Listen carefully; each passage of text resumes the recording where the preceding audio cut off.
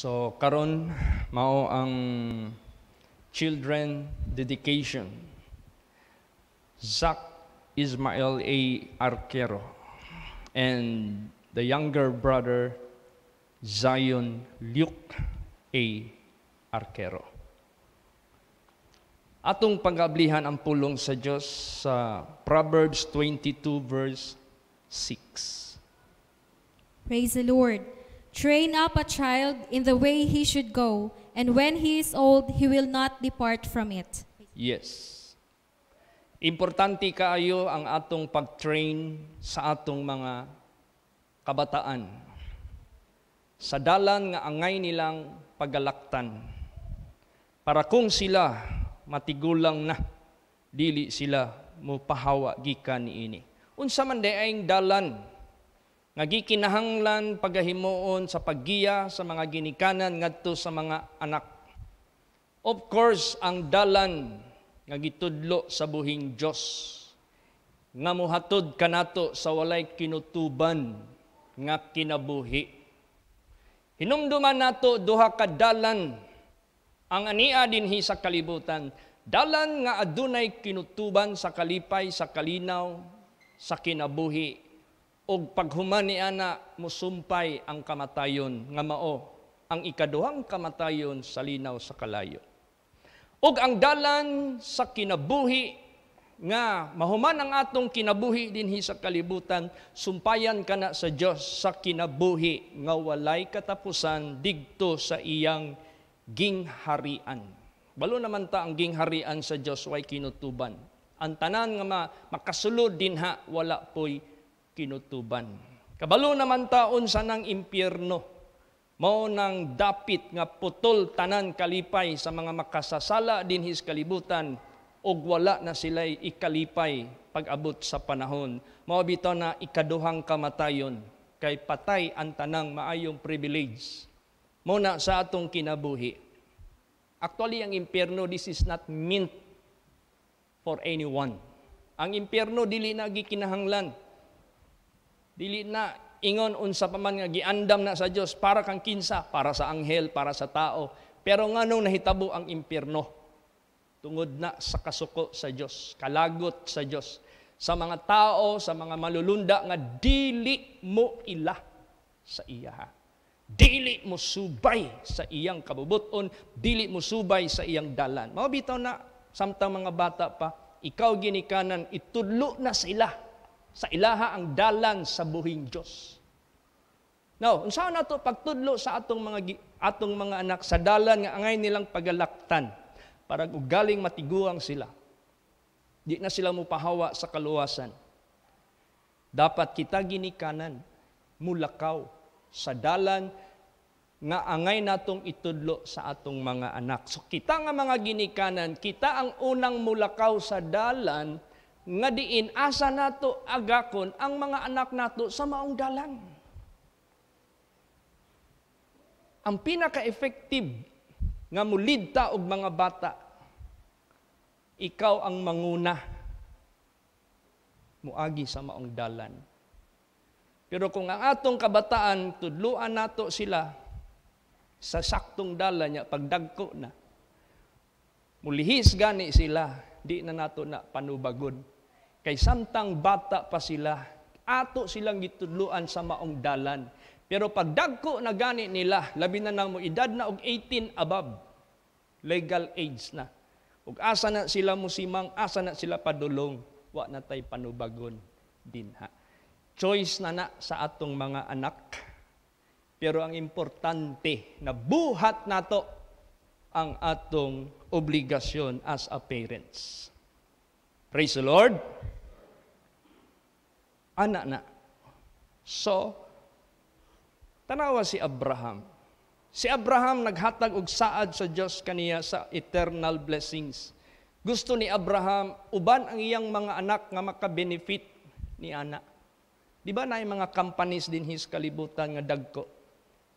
Nga once their employees will be retired, they got the privilege to ask one of their children nga pwedeng mupuli sa maong employment Kay gusto sa ginikanan, kung mahimo lang ang imong pagkaharuhay, ang imong na benepisyo sa maong company, nga mao'y nagpasaka nagpa-elevate sa imuhang standard of living dinhi sa kalibutan. Kaniadto you cannot buy house and lot. Kaniadto you cannot loan cars. Kaniadto you cannot buy good anything nga magamit pud nimo. Pero sa maong company, nahimo kang able sa pag-avail ni anang tanan. Gusto nimo ipa-inherit sa imong anak. Mao po na si Abraham. Tungod sa blessing nga nadawat ni Abraham sa buhing Diyos, gusto niya ang iyang mga anak makaambit sa maong blessing. So, unsay gihimo ni Abraham? Gitudluan niya iyang mga anak. Look at the Chinese people. How they train their children in business nga pamaagi kung mahimo man silang galing in ana. Eskwelahon nila og naman siguro commerce ron, sabay commerce kaniya to. Maro magud akong na kuan sa una. Unsa naman na ron? Business management o unsa man na. Basta related din ha. Paeskwelahon na nila nya, ipahandle nila na sa ilang negosyo antud nga ma-train. Di na mohawa. Mamatay lang ginikanan, mapalambo pa nilag samot. Look at Henry C. When Henry C. Were able to establish SM Shoemart. Balo ka say sugod sa SM Shoemart. Tigbaligya ra na si Henry C. sa Quiapo og sapatos. Mao nay original nga negosyo niya. Di gina mawala na. What is the meaning of SM Shoemart? Daghang wa kabalo ana. Pero mao gina sa diha nga nag-increase ang iyahang business. Hantod na establish niya. Ang mga anak gitrain niya. Sabi ng babae niya nga anak. Nasuportahan na sa mga children. Hantod na establish ang maong SM Shoemart Superstore. Nahimo ng SM City, nahimo ng sige ng MOA, Mall of Asia. Napalambo pagyud sa mga anak. Maupod si Abraham. Basahon nato kana Genesis 18 verse 19. Praise the Lord. For I know him that he will command his children and his household after him, and they shall keep the way of the Lord to do justice and judgment, that the Lord may bring upon Abraham that which he hath spoken of him. Yan, he will command his children and his household after him. Iyag yung pasundon sa iyahang dalan, which the God of Abraham also teach him. Gitudluan siya sa dalan nga ang niyang pagalaktan, di ba? Yung sa ingon sa Diyos kang Abraham. O Abram pa man ang iyang sugod pangalan. Abram, get out from Haran and walk in the way that shall I teach you. Agi ka sa dalan nga ako itudlo nimo. That is the way of blessing, the way of eternity, eternal life. Gusto ni Abraham mapasunod niya sa iyang mga anak. So kita nga mga parents, wala tayo laing sa tawag ani pangandoy sa kinabuhi nga ang atong mga anak maayong kahimtang. So kita nga mga ginikanan, ayuho nato ang atong kinabuhi para naatay maayong ipa-inherit sa atong mga anak. Now, this is not about just a matter of success, prosperity in this world, because after all, biyaan mo na. Whether you like it or not, ang atong existence din his kalibutan, very minimal. Unsa apelyido nimo? Ako Mohares. If I'm going to trace up my family tree, there are how many generations already were passed? And I am about to pass. Ako hapit na po graduate sa kalibutan. Pag edad na ako, 80, 90, tapos na akong kinabuhi. So meaning to say, that is the cycle of life. Mahanaw kita tanan dinhi. So kining pag-agak nato sa atong mga anak, we are leading them that they will benefit beyond the life diri sa kalibutan, beyond the existence of lifespan din his kalibutan. This is super benefit nga way laing makahatag ni ini usara ang nagbuhat sa universe, nagbuhat sa tanan. Mo nay dalan pilia para mo po ni imuhang agakon sa imong mga anak. Some of you here mura na magbisita kay panagsrata mo makita dere.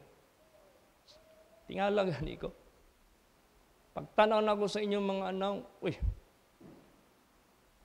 mura magbisita. Ano man, di man mo regular. What way you choose?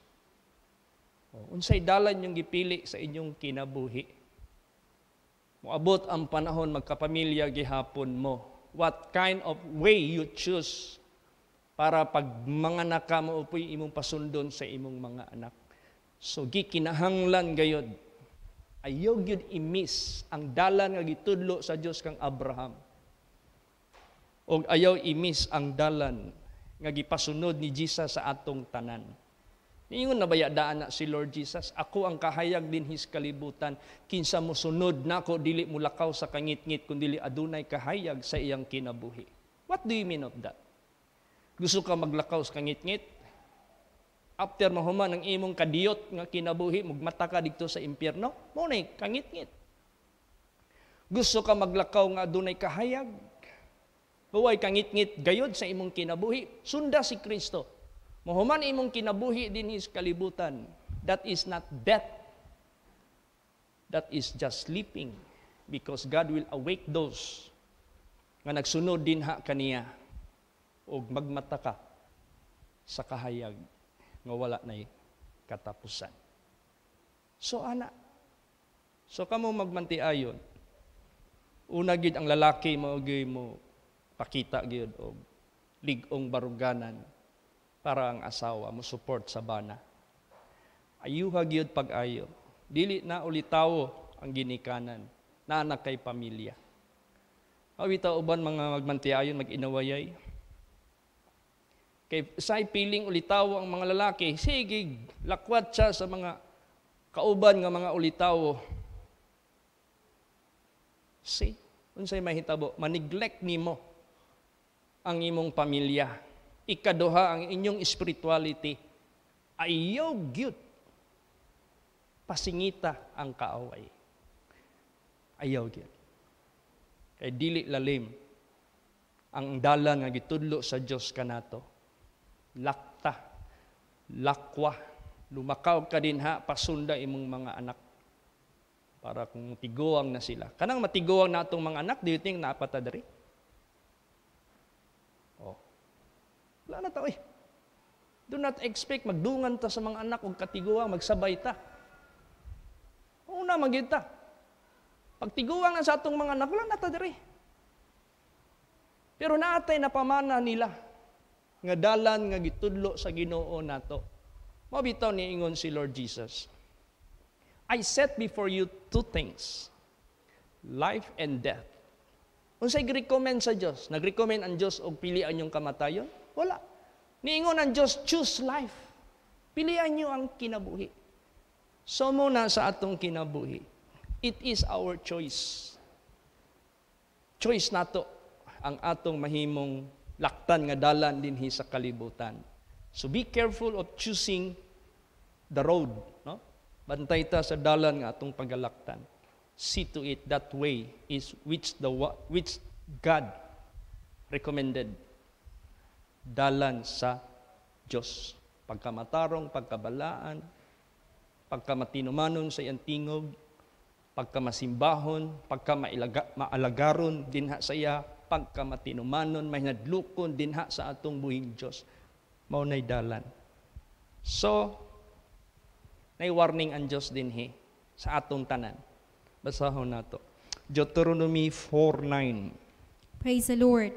Only take heed to thyself and keep thy soul diligently, lest thou forget the things which thine eyes have seen, and lest they depart from thy heart all the days of thy life. But teach them thy sons, and thy sons' sons. Yan, magbantay ka sa imong kaugalingon, bantay gayud ang pingi imong kalag nga masing kamuton. So, God is always pointing out our spirituality. You know why? Unaha ang gingharian sa Diyos. Di man flesh and blood mo nihirit din ha. Nagwalibit akong patay. Sometimes people does not understand the situation.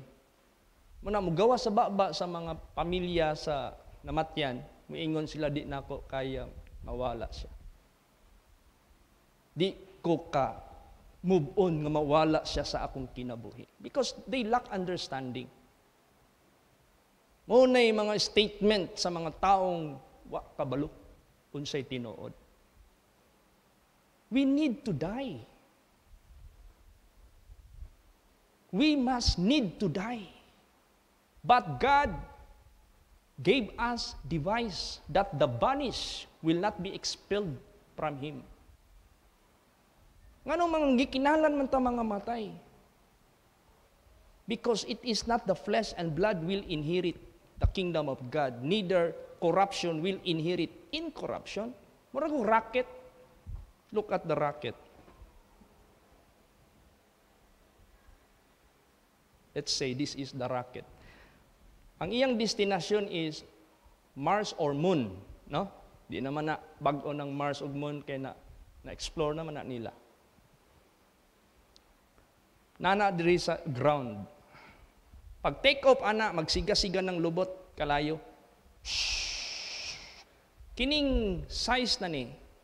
This is just the fuel tank. Tungod sa kalayo sa travel, they need storage of huge tank. Kay layo man biyahe siyempre. Alang mag-refuel ka dito, may refueling diha. So estimated na nila. This portion will be detached. Pag maabot na sa destination, hapit na, ma-detach ning tumoy kani. Maura na mo land sa ilang destination. But this fuel tank, mahulog ni sa yuta. Butangan nila nagparachute para way ma-aksidente. So maupo na kita. This physical body will go back to the ground. But the spirit nga naghatag og kinabuhi, mora na mo sulod. Nya gi-explain ang life span sa tao. Dali ra kayo. Parang kailan lang na si Nathan, si Patrick, si John Mark, si Chan Chan. Maka-imagine pa ko nga nangahulog pa na sila sa kanal dito sa Matina kay namantay simbahan dito sa una niya. Open canal man to. One of them nahulog. Kay mga gagmay pa kaayo. So mo to nagkaroon tag idea nga ato ning butangag islab para way ma-aksidente nga mga bata. Gagmay pa kaya na sila. Kisay magdahong. At this time, anak na sila ka-mature. Sinata nanay pamilya. Ang uban, nag-eskwela pa. Ang uban, ganegosyo pa. Di pa daw gusto maminyo. Kaya wa pa house and lot nga sarili. Ang uban, ga-develop pa, ga-build up pa nga ang ilahang kurso nga magamit nila someday. Kisay magdahom nga mag-aspire sila inaanak nga taas nga level nga karon mga dagko na. Ay lang ninyo biyae ang dalan nga gitudlo sa Dios. Praise the Lord. You might become a pilot, you might become an engineer, you might become a successful entrepreneur or whatever you might attain success in this world, but whether you like it or not, all that will just pass away. Pero ang dalan nga gitudlo sa Dios sa ato, that is the most important. Nga naman, kaya kung unahon nato ang spirituality nato, ang gingharian sa Dios, everything just will be added. God can take care of your future successfully. Praise the Lord. Dili tao nagpasalig, ana. It is not the President of the Republic of the Philippines who gave you an assurance of your good future. But it is the Creator. Ayaw gyud biyae ang dalan sa gitudlo sa Dios. Muna warning din teach them keep thy soul diligently lest thou forget the thing which thine eyes have seen. Unsa man ang eyes have seen? Nakita na nimo ang dalan sa Ginoo, ang gitudlo sa imo basig makalimot ka. Lest depart from thy heart basig mawala na sa imong kasing-kasing all the days of your life. But ayaw paghawa din at the same time teach thy sons.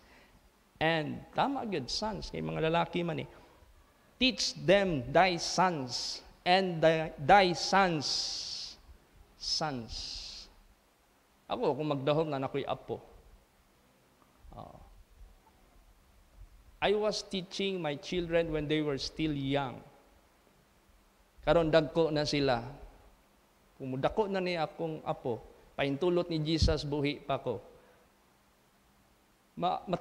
Matudluan pa na ako ang akong apo. Praise the Lord. So ana lang ang atong kinabuhi. Diligently. Ayaw i-neglect ang imong spirituality. Mao na pinaka-importante sa atong kinabuhi. Praise the Lord. So kung gusto nimo dalhon ang imong mga anak sa dalan nga angay niyang pagalaktan para kung matiguang na sila, di na sila mohawa sa kaluwasan, ikaw mo lead nila.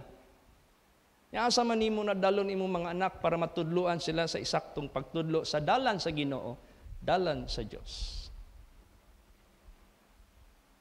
So ikaw gyud manguna.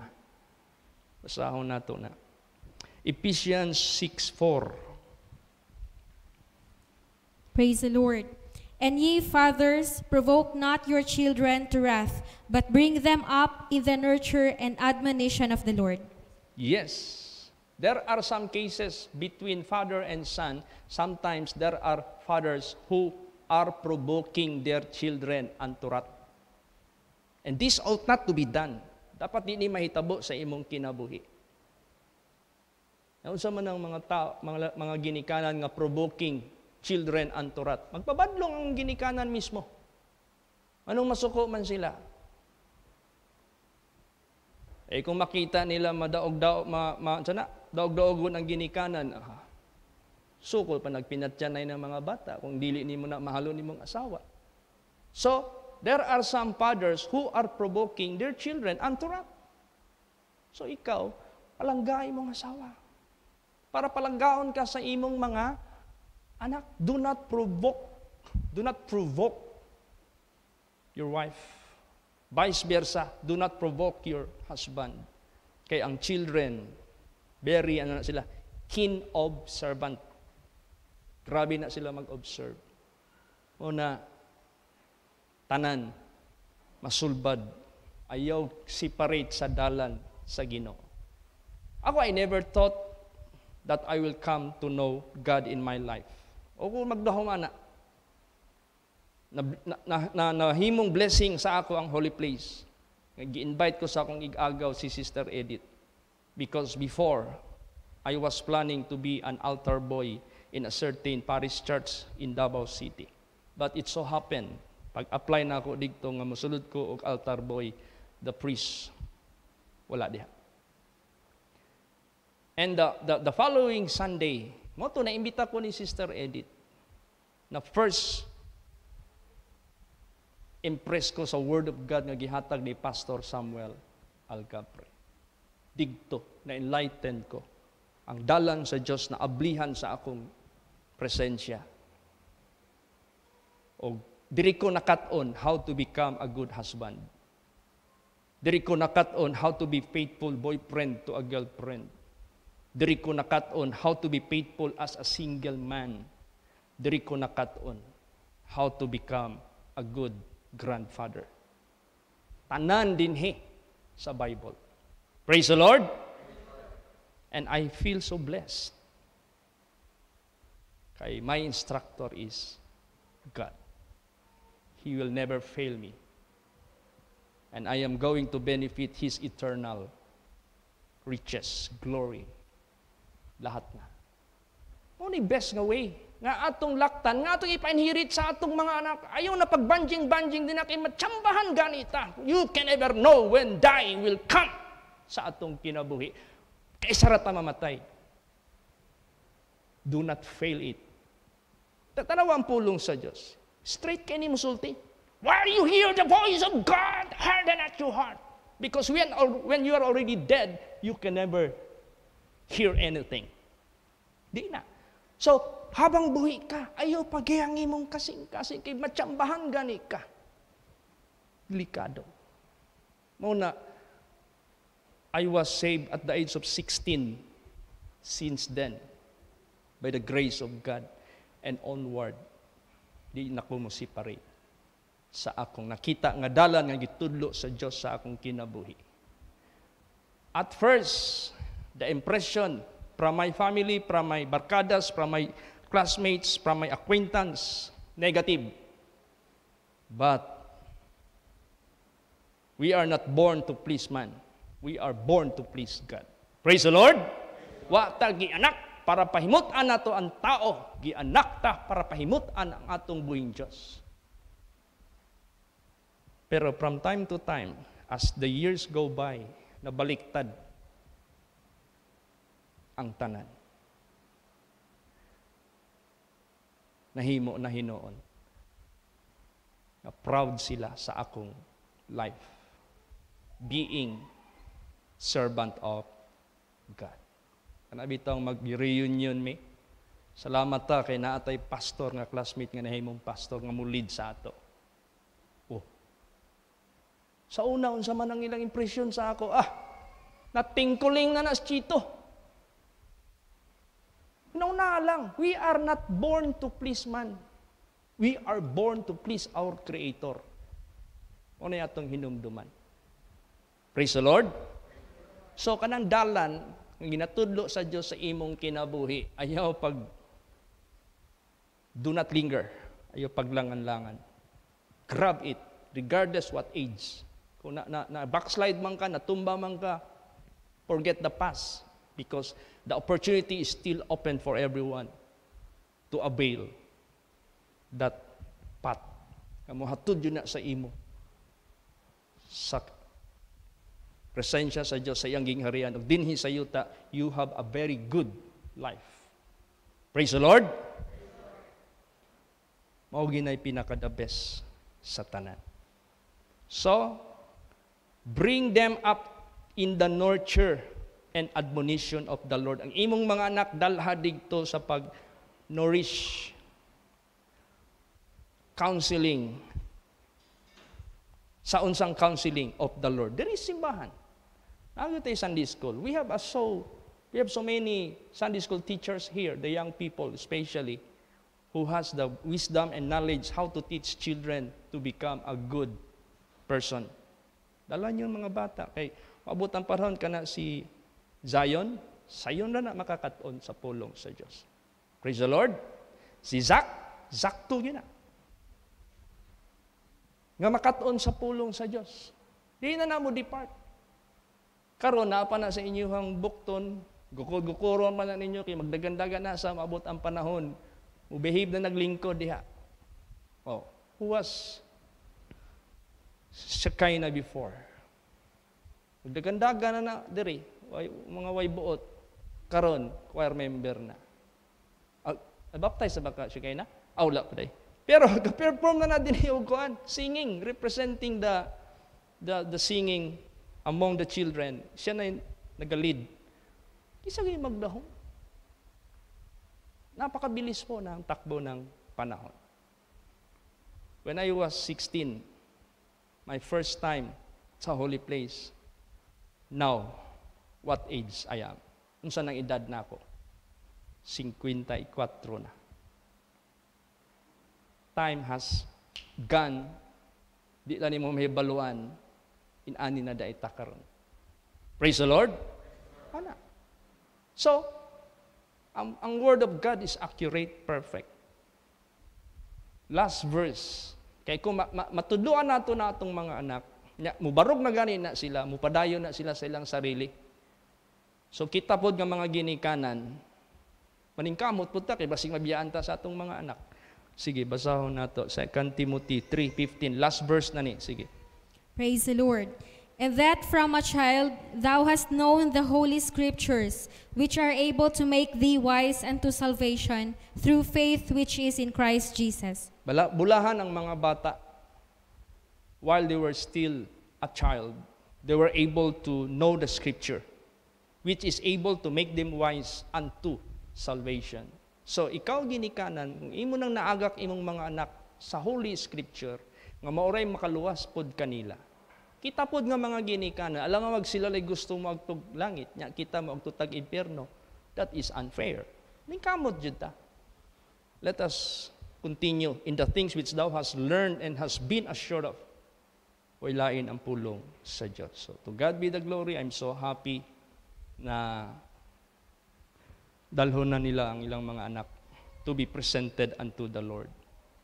Mark and remember this. No infant that was baptized or that were baptized in the Bible. No infant. Infant are being brought to the, or brought, usahay mo na itong English na ito, magkuhan bang gahi. Brought, mura man nagkuhan? Nor, sa to?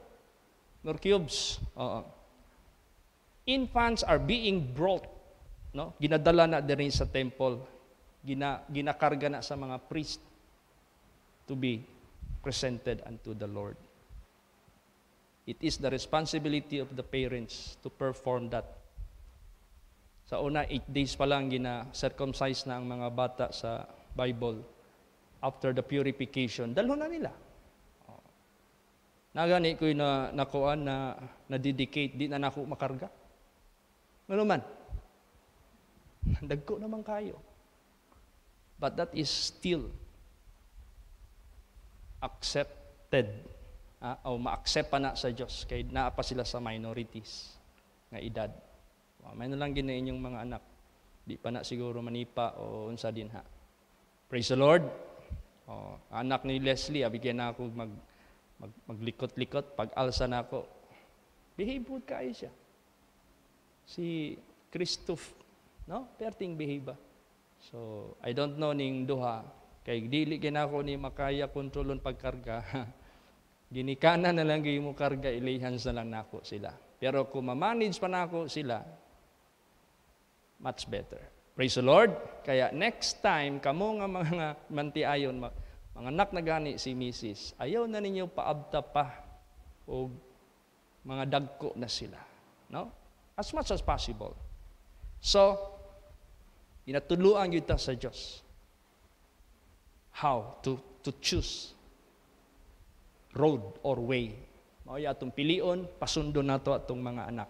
Way laing way, way laing road nga pinaka the best, which the road which God recommended, life ang kinabuhi nga walay katapusan.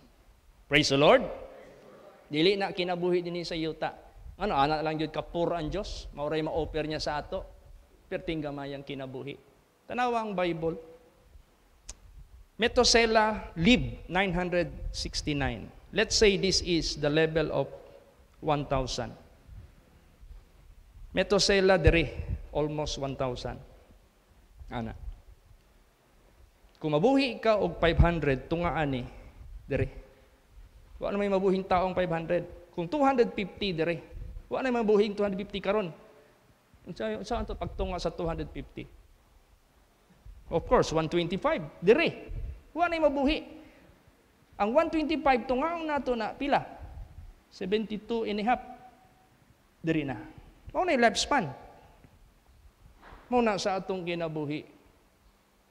Do not think that you will live longer. Ayaw paghuna-hunaan. This is now the time for us to choose the way nga gitudlo sa Dios kanato ug atong mga anak pasundo nato sila. Praise the Lord.